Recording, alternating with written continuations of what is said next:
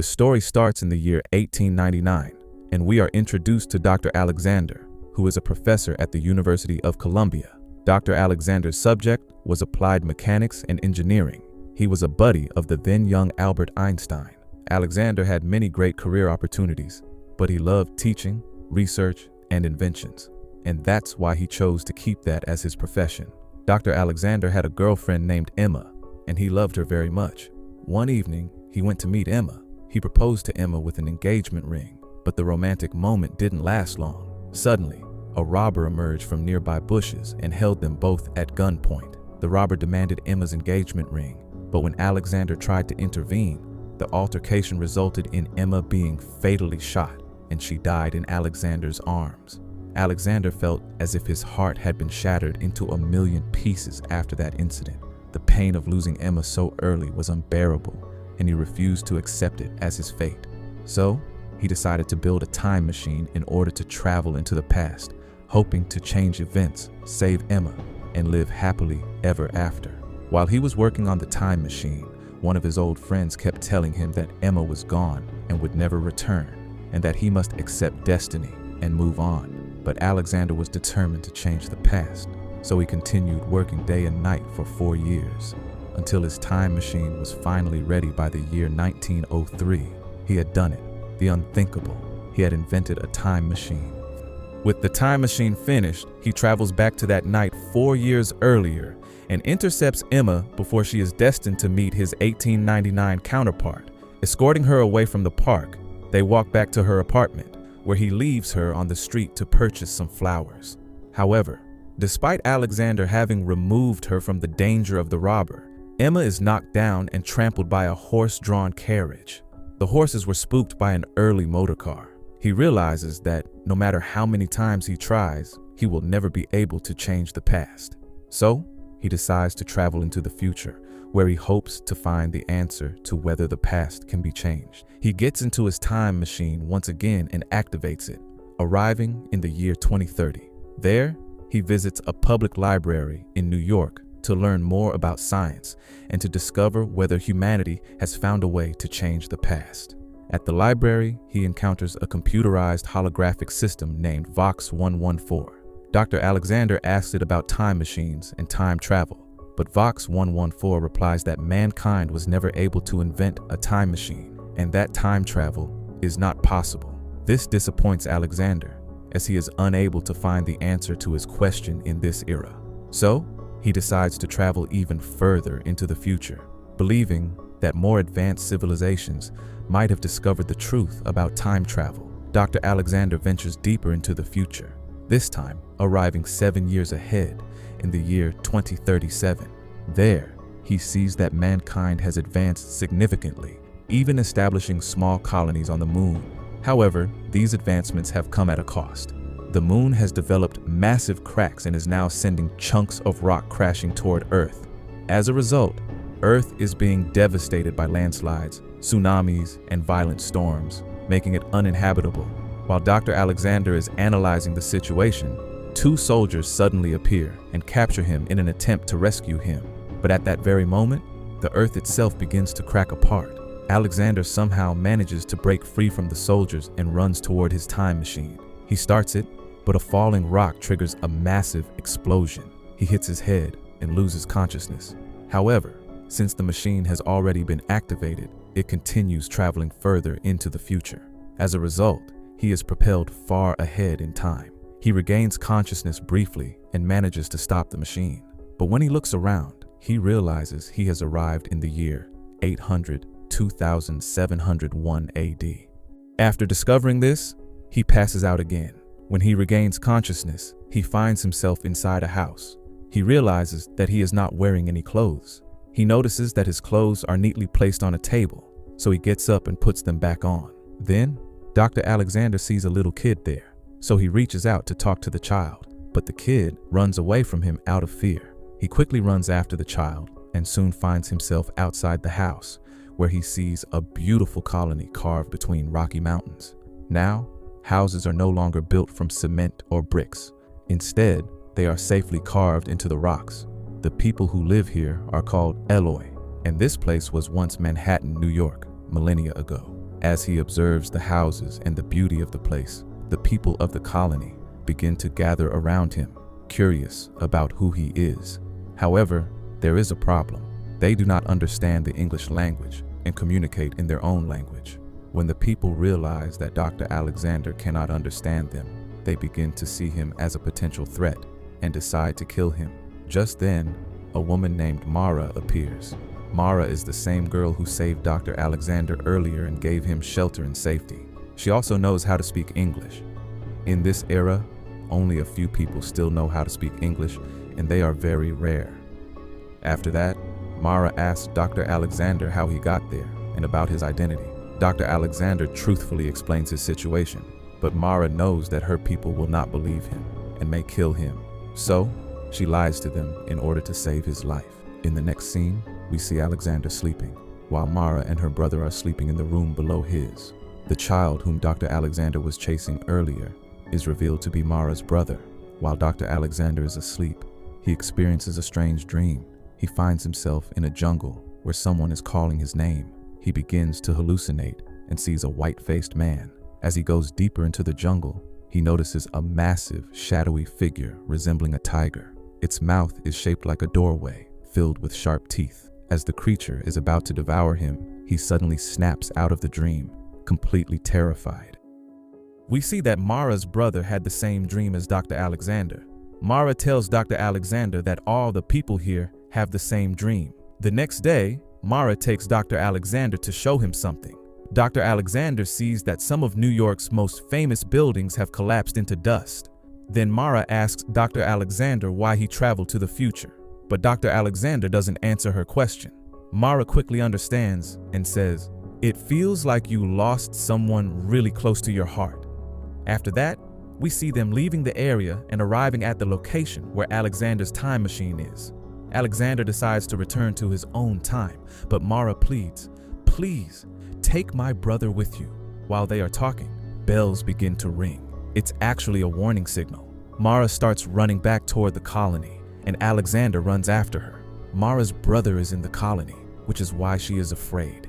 When they reach the colony, they see a white creature with a bizarre appearance, completely unlike normal humans. These white creatures are called Morlocks. They live underground, and since there is no food below the earth, they emerge to capture humans, taking them below to kill and eat. In the chaos, one Morlock targets Alexander. To save himself, Dr. Alexander climbs to a high place. The Morlock tries to climb after him but falls. Alexander falls too, landing on the Morlock. Alexander is in the Morlock's grasp when a siren begins to sound. The siren is actually rung by the Morlocks themselves to call off their raid. The Morlock releases Alexander and starts sinking into the sands. One by one, the Morlocks sink into the sand. But then, we see that they take Mara with them. Dr. Alexander tells the people of the colony that they must save Mara, but they refuse, saying that the Morlocks are too powerful and humans are too weak to fight them. Alexander says that he will save Mara at any cost and asks Mara's brother who they are and where they come from. After that, Mara's brother takes Alexander to a place which turns out to be the same location Alexander visited in the year 2030, the library. They enter the library, where Alexander finds Vox 114, the same computerized holographic system he spoke to in 2030. The reason it is still functioning properly is because the library's electrical system is powered by solar energy. Dr. Alexander asks the holographic system what is happening and what those creatures are, those who come from beneath the earth and take people away. The holographic system begins to explain that years ago, the moon was destroyed. Because of this, some people went underground while others remained on the surface. The people who stayed on the surface are now known as the Eloi, while those who went underground are called the Morlocks. Due to living underground for generations, the Morlocks were unable to tolerate sunlight and gradually changed both physically and mentally. They are the evolved descendants of humans from the past. Since there is no food underground, the Morlocks come to the surface to capture humans and take them below to satisfy their hunger. After explaining everything, the holographic system also tells Dr. Alexander how to reach the Morlocks colony. Following this, Dr. Alexander and Mara's brother begin searching for the colony, and after some time, they arrive at its location. Dr. Alexander tells Mara's brother to stay back and not enter the colony. He promises him that he will save Mara at any cost. After that, Dr. Alexander quietly enters the Morlocks colony, where he sees large exhaust systems and numerous interconnected tunnels. The exhaust systems are used to release heat and circulate oxygen within the underground environment. There, Dr. Alexander finds many skeletal remains and an area where several Morlocks are working, indicating that they still possess intelligence and use technology, although their technology is relatively primitive. As Dr. Alexander moves forward, he accidentally falls into a water-filled area where a Morlock spots him, captures him, and takes him to another location. There, he sees Mara, who has also been captured, along with the leader of the Morlocks, who appears somewhat human but has pale white skin and eyes that look different from those of normal humans. As viewers, we notice that Mara is staring blankly without movement. The reason is that she is being controlled by the leader of the Morlocks, who possesses supernatural abilities. The leader has the power to control minds and reveals that he can also read thoughts. At that moment, he is controlling all the Morlocks present there. The Uber Morlock reveals that they have a caste-like society, where each caste, almost like a different species, performs a specific role. The ruling caste consists of highly intelligent telepaths, while the hunters that Alexander encountered earlier were bred to be predators. Attempting to justify their existence, the Uber Morlock explains that neither he nor his kind are evil. He questions Alexander, asking, "Who are you to challenge 800,000 years of evolution?" He then says, "I know why you have come here from the future, and I can assure you that no matter what you do in the past, you will never be able to change the future, as it is already fixed. You should return to where you came from." He tells Dr. Alexander that he cannot save his girlfriend in the past and change his future so easily. He continues, "Think about it, Doctor. If you had already saved your girlfriend in the past, then you would never have built the time machine. You only built it because she died." He further explains that if Alexander had succeeded in saving her, then the time machine would never have existed, and without it, he could never have traveled back in time. This is what is known in science as a paradox. It is also revealed that Alexander's time machine is in the Uber Morlock's possession, and he brings it down using a lift. We also see that Alexander's watch is in his possession. After that, the Uber Morlock tells him that he now has his answers and should return to his own timeline. As Alexander is about to leave, the Uber Morlock approaches him to return the watch. But at that moment, Alexander suddenly pulls the Uber Morlock into the time machine with him and begins to fight. However, Alexander is unable to keep up, as the Uber Morlock is far stronger and more powerful than him. Now, we see that the leader of the Morlocks pulls out his knife and begins walking toward Alexander to kill him. However, Alexander breaks a meter on his time machine that is filled with compressed air. As soon as he breaks it, a powerful burst of air hits the leader of the Morlocks in the face, causing him to be pushed backward and hang off the machine. Even then, the leader manages to grab Alexander by the throat with immense force, but Alexander somehow activates the time machine and sets it to travel into the future. The moment the machine starts, we see the body of the leader of the Morlocks rapidly begin to age. Within seconds, he grows old, turns into a skeleton, and eventually disintegrates into dust.